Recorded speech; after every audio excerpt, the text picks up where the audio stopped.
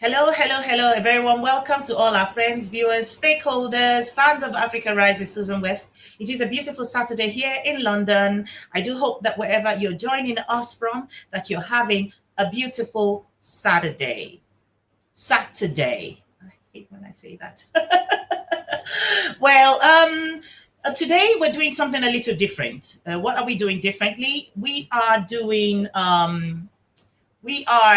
trying to bring to the forefront some of the challenges some of our brothers, sisters, Black brothers around in the diaspora is facing.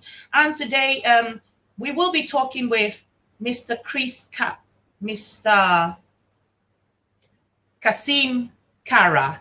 Kasim Kara is he lives here in the UK. He's from Tanzania and I believe Uganda originally. So please, as you join this broadcast, do the needful, which is create what parties, invite your friends, share this broadcast. If you haven't liked, followed or subscribed to our channels, please do so. If you're watching from YouTube, please remember to subscribe and press the bell button when you do subscribe, so that you will be alerted when we do go live. If you're watching on from Facebook, from my wall, please migrate to SWOB21. SWOB21 is my page where we stream to as well. It is if you want to follow us on Instagram, it is Africa_rise.tv. Thank you so very much. So the discussion for today, which is a little different from what we usually will have, is going to be about a brother who lives in the United Kingdom, African brother who lives in the United Kingdom, who has a challenge because his child was taken off him. And without going ahead of myself, I will bring him on screen to tell us what the issues are. And of course, I also have a solicitor here in London, Mr. Chris Ofomezie, who is going to help us understand some of the issues we're going to be talking about. So allow me to bring.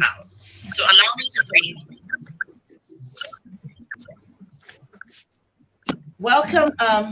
Welcome. Do you want to cue one of your sound, because I'm hearing myself. I'm getting the feedback. Right. Could you?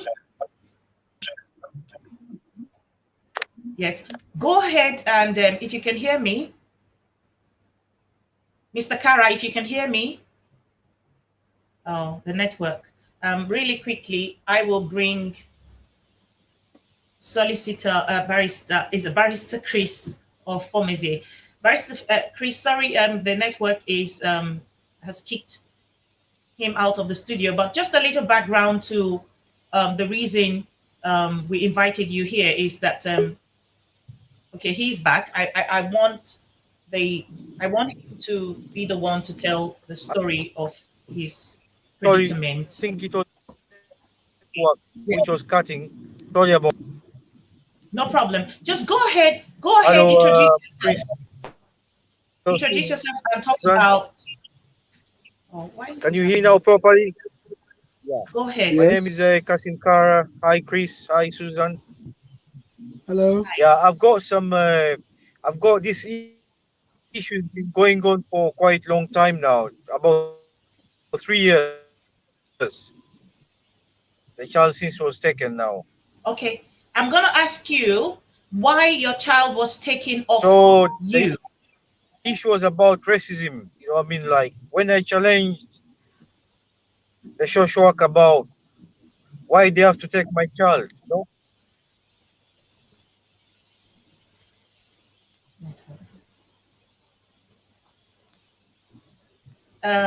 Mr. Kara, your network is terrible. It's breaking. But I want you to start by telling us, explaining why your child was taken off you in the first place. Why did they try to lie the court? You know what I mean? Like when the child was supposed to come back to me, they went to court and spoiled everything, saying that I can't have the child. You know, that because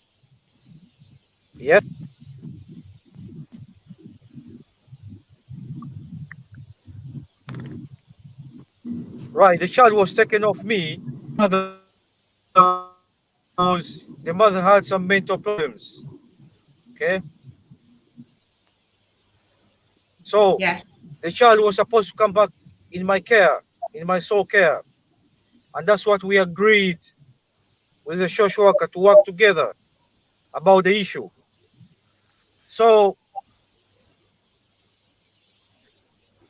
when I tried to win the case, they decided to make it difficult for, so that the child should go for adoption, which I disagreed about it. So since the child was taken, there wasn't any information from the lawyers, from the social worker, from the court saying the child she's been adopted. So, Mr. Kara, I want to ask you. Let me get something clear. The issue was about racism. Mr. Kara, hold on a second, please. Because some of the papers, they mentioned some racist words, which I did ask them, which it did offend us. It did, especially it offended me. Mr. Kara, hold on a second. Susan, can we go like this? So can you hear me? I tried to complain about it. I tried to report the issue to the offset. It went to offset. I didn't report it, but then they say they stand for them. You know what I mean? Okay, hold on, Mr. Kara. Mr. Chris, what do you want to say? Let's go like this. Yes. First, can you hear me, Mr. Kara? Can you hear me? I think he can hear you. There's a delay, but he can hear you. Just go ahead. Right. My question is, how long ago was this? How long ago was your child taken away? I can hear you now properly. Good. Okay, Mr. Kara, I've got headphones on, so it's okay. Mr. Kara, please, Mr. Chris wants to know how long ago the child was taken away.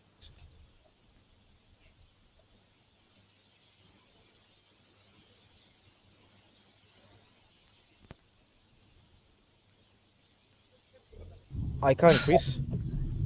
Can you hear me? Yes. How long ago did they take your child away from you? Yeah, the child was taken away when the child was born. How long ago was that?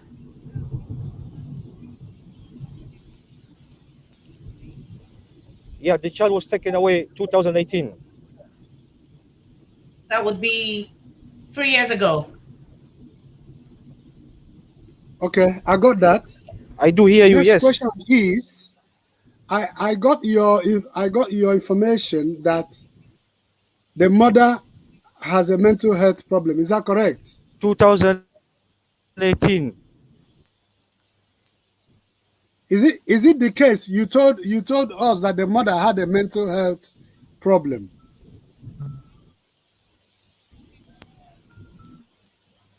Um, 2018. From 2018. Just so for the purpose of 3 years. Just for the purpose of this broadcast, I will just answer that because I've gotten a background chat with him when he contacted me. Okay, so yes, he did mention that the mother of the child had a mental breakdown, and so the child was taken. That's right. My next question is,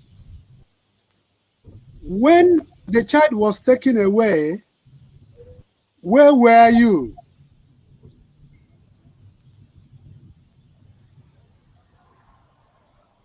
Mr. Kara, this is unfortunate that the correct. Yes. Susan, can I ask more questions to you so that you can find out from Mr. Kara? Right. My next question is, did he put himself forward to take the child at the time because a little bit of background is, if a mother is incapable of looking after a child, local authority will make what we call PLO meeting between the mother and everybody who is concerned. Usually, mother and father will be invited to that meeting. That is local authority. That meeting is meant to prepare the child when born. The child will be taken away. But the next thing that will happen after a PLO meeting is what is called ICO court hearing. In that hearing, the judge will ask, the local authority will make an application that based on the health condition of the mother, we believe that mother will not be able to look after the child will be at risk. The word is this, the child will be at risk. That is local authority application. When they make it, judge will ask them, is there nobody else who can take the child after birth? At this point, the father, if the local authority are aware, will invite him to present himself. Presenting yourself means say who you are, give them where you live. The local authority will then go and check your background, whether you are a criminal, whether you are a sex offender, whether you are living with, a lot of things they will find out. If you qualify, and whether you even if you don't have an accommodation, local authority will help you to find a temporary accommodation to take after the child. But if you are not able to, for instance, you are an alcoholic, the local authority will not agree, and the judge will agree. Then, if they find that you cannot as a father, they will then move into, is there any relation of the mother and the father that can take the child? If the answer is yes, again, they will carry out checks again, background checks on that relation. If that relation fails, they will still tell you, is there any other person you know? They will have to, these are hurdles. They will have to complete all of them before they will come back to court and tell the judge, we are sorry, we are adopting the child. Then they move into the community to look for who can look after a child.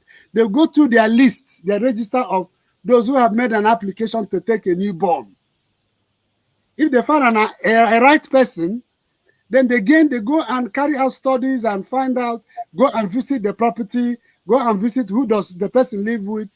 There is a whole lot of things the local authority will do before they remove your child from you. So when somebody says to you, oh, it's a racism, it's too much. We always play that card usually, but I am in it. I know what I'm telling you. They will have to carry out some checks before they remove your child. They won't just wake up and remove your child. Accepted, and I must inform you, some social workers are bendy social workers. Are you with me? Some social workers are horrible. Yes, Mr. Chris, really quickly, because I know you're also in a hurry. I have him on a WhatsApp call now because the network is terrible. I want to ask him these questions that you have asked. Okay. Mr. Kara, before your child was taken away, were you contacted? Were you spoken to by the local authority? What went on? What were the processes that happened before your child was taken away from you? Yeah, we went through the court proceedings. Yes. So the issue was about this. The mother had some issues. Yes. So we used to live together. All right. So we went through the court proceedings. They told us that to have that child, we need to separate. Okay. Then the social worker separated us. Told us that we have to do assessment. So we did the assessment. The assessment was negative for the mother, positive for me.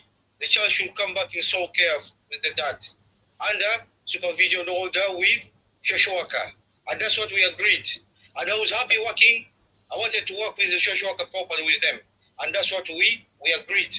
But then when we went to court, the house time was going on, things were changing every day, day by day, day by day, they bring up this story, actually, it was just about hate and racism. That's all about this case. Okay, hold on a moment, Mr. Kara, hold on. So from what you have said, you were advised that for you to have your child, you have to be separated from the mother, which you did, just so that you can have custody of your child. And then what then happened? No, can you? No, the question is not what then happened. Are you there, Susan? Are you there? Yes, yes. It's not what then happened. Why were you asked to separate from the mother? Why? Hold on, Mr. Kara. Yes. Mr. Chris wants to know, why were you asked to separate from the mother? Because I couldn't be with her because she had some problems, you know? You understand? Because she had some problems. We can't stay together because she can't have the kids. So that's why they told us to separate. And that's what we did. Right. I didn't get that. Okay, what he's saying is he was advised. Hold on, Mr. Kara, I'll come back to you. He's saying that he was advised to separate from the mother because the mother had mental issues. When they were tested, she came out negative and he was positive. And I believe that's a mental, capacity test. So and that's the reason they were separated. Yeah, but can you explain to Mr. Kara that even if you are made to live apart from mother who is not feeling very well, if it's a newborn child, you cannot be given a newborn child to look after if you don't have appropriate skills and accommodation. Does it happen? At least from maybe 1 year, you can make all right. Wasn't this child newly born at the time? I believe the child was newly born, but it's been 3 years. It's been 3 years the child has been taken off him. Okay, then where does he live in London? Where does he live? Mr. Kara, whereabouts in London do you live? I live in Manchester City Centre. Manchester City Centre. Right. We have an office. I want him to go and see somebody in Manchester. Right. And we will take it from there. If this is 3 years after that, because what happened is, let me explain it on air. What happens is, if they take your child away for a year or two, and you think that there is change of circumstance, you can go back to the local authority and make an application, and you go back to court. The judge will look at what is the change of circumstances, and then the process of bringing the child back will take place. So what I'll say is, off air, I'm going to be sending I'm going to be sending some details on WhatsApp for him to contact our office in Manchester. Is that okay? That's okay, but Mr. Chris, there's something I want him to clarify. Okay. Mr. Kara, did you say they want to put your child up for adoption, or they already adopted your child? Right. When we went to court, the case, the judge came out when they cut the case on the judgment day. The judge said the child should go in care, and the social worker said the child should get first order. That's adoption. But I never agreed to an adoption to adopt my child because I've got family, I've got cousins, I've got everybody here. But they refuse to take their names to do anything, any assessment for them. They said, "Oh, time is up. Time is up."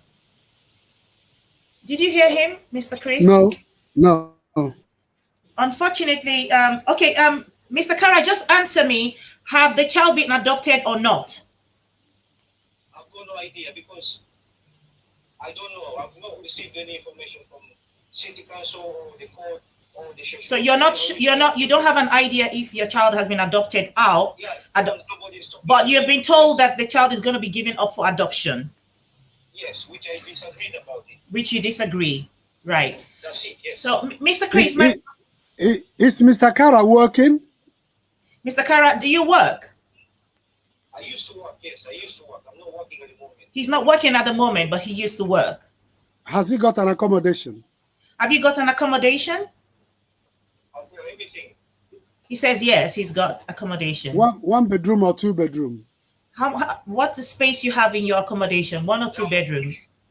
Now, if you say about two bedroom, but already, hey, Kafkas came to my house, the guardian, they seen everything, they marked everything is fine. That's different part. That's just okay. He has 2 bedrooms. They've come to look at it. His accommodation is appropriate, he said. If his accommodation is appropriate, he should consult a family solicitor who will now communicate to the local authority, and the local authority will update that person. Since he doesn't seem to know, he should consult the appropriate person so that they can intervene for him at the minute. Right. Since he said he doesn't know what is happening now. Is it possible Yeah. that a social worker can be vindictive? Yes, it towards a is. person? It Because is, but his allegation or his insinuation is that because he challenged the authority of the social worker is being vindictive by making sure that he never gets his child back. Well, I can tell you now, I can tell you on air, they can be. If you cross their way, they can be. I have so many of them. If, for instance, that is his case, that is the case for Mr. Kara, what then are his options? If a vindictive social worker is the reason why he's not having his child, even though he has capacity, mental capacity to take care of his child? His only option is to go to court. Right. The court is different for the social worker. The social worker, for an ordinary social worker in the United Kingdom, they want to adopt every child. But the judge is there to intervene. The judge looks at evidence. The judge looks at whatever they have written. Yes, but when it is... Chris, you know, we have some issues. We have some racism institution in this country. You know that already. You know already that these people, when you try to rise things which are reality, you know, human rights, about human rights, the way you stand up for your right, they always put you down. I stand up for God and I stand up for my child. I will never give up so easy like that. Maybe they have to kill me to take my child. But it's not going to happen. Well, you have to, you can't, excuse, we're not talking about, the best thing you have to do is, as far as you're in the United Kingdom, you have to use legal, you have to use the law to look for what you want. It's not about being confrontational to them. It's not good. And my advice for whoever is listening is that when you have to deal with the social workers, try as much as you can to be on their good book. If you're not on their good book, they'll mess you up. And 80% of the time, judges will seem to agree with them. The worst is that as soon as they get a psychologist or a psychiatrist to make a report, and they convince that psychiatrist that you are crazy, that's it. The psychiatrist will almost agree whatever they have said.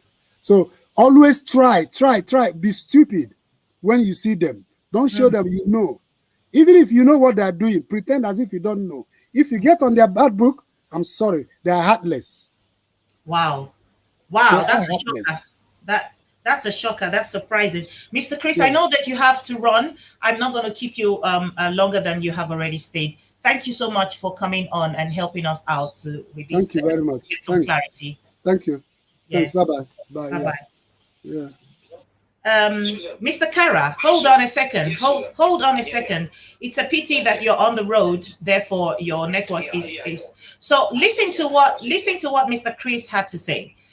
If it is true, I've asked him if it's true that it's possible that a social worker can be vindictive and make sure that they take your child away from you because they are not happy with you. And he says it's true. Therefore, the other option you have, because if you have a job and you have an accommodation, you're supposed, and you have mental capacity to take care of your child, you're supposed to have your child. So the next option is for you to go to court. And he has advised that off air he will be forwarding some details of their office in Manchester, which I will be forwarding to you. Okay? Yeah, that's lovely. That sounds so much. Yes. No problem. Good luck, and I will speak with you after the broadcast. Take care. Thank you so much for this broadcast. I was just trying to tell you the reason why of this problem, but I hope that everything will work out and let us move on and make it the right thing for everybody in this world. No Thank problem. you so much. You're welcome. Well, my friends, my viewers, fans of Africa Rise, it's a little different today because if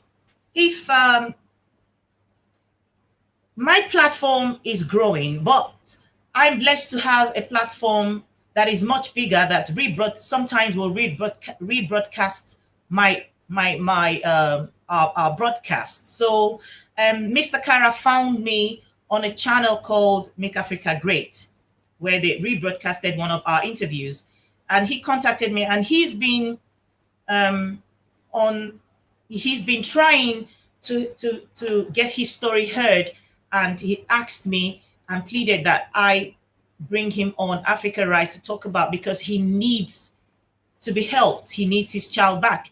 And so even though this is not the usual way that we broadcast on Saturdays, it is imperative on us that we try to do whatever we can to help ourselves, because the dynamics of how things work in the Western world is totally different from how it works back home.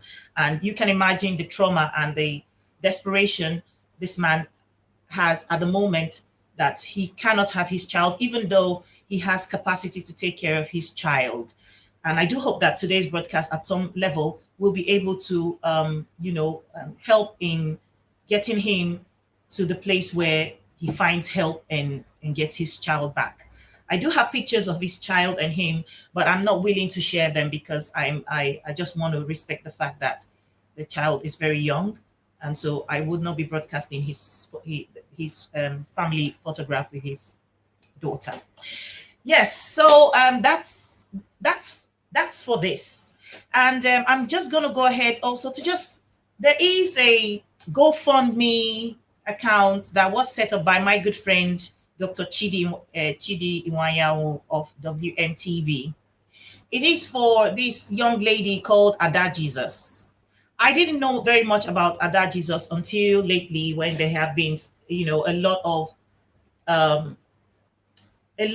that have been said and going on concerning her encounter with Odumeje, the Bahose guy. I really can't care less about those kind of. My platform is not about such stories, actually, so I don't really care, even though I would watch them. But the reason I'm mentioning it on this broadcast is because my friend Chidi has created a GoFundMe account for on behalf of Ada Jesus, because this young lady, I've learned that she is a comedian who makes a lot of jokes about everybody, which most comedians do. But for some reason, there have been a certain kind of a clash or misunderstanding, because she has come out to make certain confessions about how in the past, she has been asked by the Nollywood star Rita Edochie to bring in people who will fake miracles for Odumeje. And so first, I have seen videos of Ada Jesus with Odumeje and Rita Edochie. Even though they've come out to deny that they don't know her, but pictures don't lie, videos don't lie, that this young lady have known these people. To cut the long story short, this young lady is sick, very, very sick, with some kidney problem, which for some reason, because she came out live on social media to announce that she was ill, her followers or friends or people who watch her, being the kind of people that we are as Nigerians or as Africans, who are very superstitious or very, really overly religious, they advised her that she must have been cursed by these people who she has made fun of in the past, i.e. Some native doctors and Odumeje, who is supposed to be a man of God. So, of course, when you're down, and people are saying this is the reason for your problem, you will do anything to get your health back. Even though Ada Jesus have come out to say that she has had kidney problem, this particular problem, even before she went into comedy, even before she came into the limelight as whatever she does on social media. But because of the pressure put on her by her followers and people who were watching the day she made the broadcast, she and her family went ahead to seek the forgiveness of these people that she must have made jest about or of. And to my greatest surprise and many others like me in Nigeria and around the world, a sick Ada Jesus was taken, carried into Odumeje's church, and a human being stood over her, a human being who is, I am not even particularly concerned about Odumeje. I was so appalled and disgusted at the way Rita Edochie stood over a dying girl and said she wasn't going to forgive this girl because this girl told lies against her. Even though another video has resurfaced where Rita Edochie has gone ahead to say that she forgives her. The point we're trying to make here is that this is a young lady who has a sickness that that science can help, medicine can help. All she needs is money. But some people are glorying in the fact that she is ill and trying to take the, trying to play God as if to say because she went against them, that's the reason why she's down with this sickness. And so we as a people, everybody watching, please, it doesn't take a lot. The information is on our screen right now, and we're also going to put it in the comment section right now. If you want to donate to Ada Jesus going abroad to get help, please do. Let us put these people to shame. Let them understand that they are not God. Any mortal who cannot tell when he is going to die cannot be the one to play God and say that because you spoke against me, you are not going to come out of this sickness. In all of this, like I said, I am not bothered about Odumeje. He's got his fans. I was so shocked to see the kind of following he has with all the ridiculous things that happen around him. But that woman, Rita Edochie, was such a disgrace and a disappointment. I cannot believe that she's a human being, that she has a heart, that she's a mother, that she would look at a dying child on the ground in front of the father of that child and say that because you lied against me, which there is no verification whether it is she's telling the truth or not. More than likely, what the Ada Jesus said might have been true, because even though they went ahead to deny that they don't know her, there are pictures and videos showing that she's known them from a very long time ago. So already pointers are there that they are the ones lying, but albeit that's not the concern. The concern now is Ada Jesus needs money to go abroad to get medical help. And whatever you can donate, 1,000 naira, £5, £10, €10, $10, anywhere you are watching from, please go ahead and donate to the GoFundMe that has been set up by my good friend Chidi. And so so that we can help and shame the devil. In this particular case, the devil is in the how do they say it? The devil is in the detail, So we can see that this girl is sick, physically sick. It has nothing to do with spiritual attack. Odumeje does not have power to heal her, and that's in my suspicion is the reason why he's calling he's pretending to be so upset and will not forgive her, because even after forgiving her, he cannot heal her, whether we like to hear it like that or not. That's the way I see it. So please, let's go ahead and donate as little, as much as we can. WSR1 TV, thank you. I see you. Inje Media TV, thank you for joining us today. Adele Fataye Ayodele, thank you. Thank you, everyone who's watching on Facebook, who's watching on YouTube. Our broadcast today is not going to be for too long. We just wanted to see that we're able to help a brother in need. And of course, in this case, Ada Jesus. Whatever you can donate to Ada Jesus, please do. And let us shame the devil. It is a shame that these are the issues we have to deal with, and that is the reason why false prophets are rising up everywhere. Mediocres come up as men and women of God, and we follow them because the system in Nigeria is broken. The government have failed us. The health system is broken. Therefore, everyone is racing towards these mere mortals that call themselves all these names, bishops and so on and so forth, and they say that they have powers to do all manner of things to get us out of our miserable lives as we see it. Unfortunately, we fail to ask ourselves these pertinent questions. How many years we have been going to these people? How long we have given to these people? How much we have put into these people's pockets, believing that it will get us out of this mess, and we are still there. We are still in the same mess we went into those fake churches with. That is not to say I'm talking down on any church, because I'm a Christian. I'm a born-again Christian. I attend a church. In fact, I sing in my church choir. But not everyone is lucky enough to be able to decipher or dissect these last days, fake prophets that are rising from everywhere and causing so much problem for the society at large with their fake prophecies and curses and so on and so forth. Having said that, thank you so very much. Tomorrow, we will be joined by Ras Jomo, all the way from New York. New York, is it somewhere? Buffalo. Buffalo.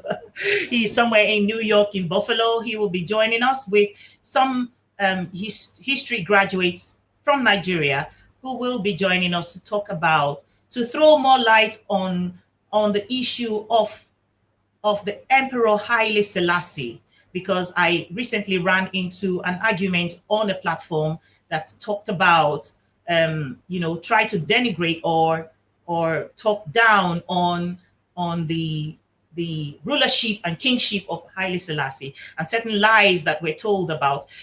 That's one of the things that we do here. We want to create an opportunity, since, especially in Nigeria, we're not blessed with a country that teach history or keep history, or so we're forced to carry on with historical versions that is given to us by colonial masters and people who want us to believe in things that according to their own version. So we want to throw more light on these things, because we find out that we have African heroes that we ourselves come up and begin to attack, because we always we have all these diverse stories that are told by people who are not us, people who want the narrative to be said a certain way, and that's the reason why we are misinformed. So tomorrow, please join us as we discuss about the divinity, the kingship and rulership of Emperor Haile Selassie